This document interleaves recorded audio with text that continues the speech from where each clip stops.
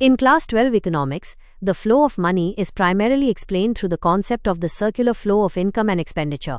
This is a fundamental model in macroeconomics, usually covered in Chapter 1 or 2 of the macroeconomics textbook. The circular flow of income illustrates how money, income and expenditure continuously moves between different sectors of an economy. It highlights the interdependence of these sectors. Let's explain the money flow in the most basic model, the two-sector economy, households and firms. The two-sector economy model. This simplified model assumes 1. There are only two sectors, households and firms. 2. Households spend all their income, no savings, no taxes. 3. Firms sell all their output to households, no investment, no exports, no government purchases. Here's how the money flows. 1. Flow from firms to households.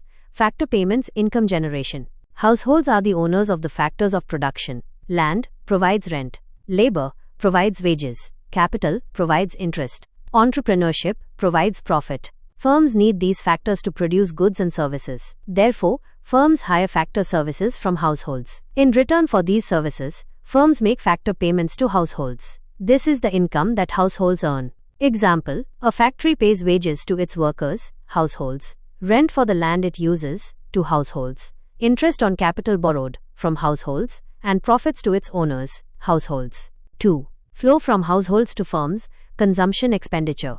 Once households receive their income, factor payments from firms, they don't save any of it in this basic model.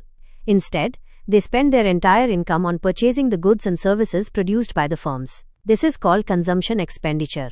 This consumption expenditure becomes the revenue for the firms. Example, the factory worker, household, who received wages, now uses that money to buy bread produced by the factory, firm. The circularity.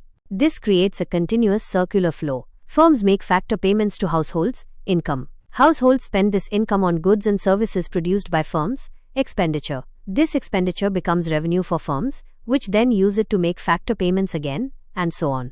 Visual representation. Imagine a simple diagram. Less than, money flow. Households. Less than, factor payments, wages, rent, INT profit.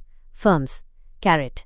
Consumption expenditure for goods and services, greater than, was so tall was in the town of Hampi, was so tall man Jashil, greater than. Key characteristics of this money flow. Nominal flow.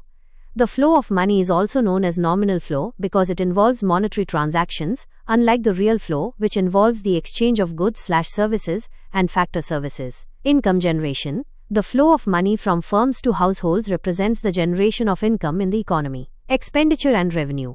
The flow of money from households to firms represents expenditure for households and revenue for firms.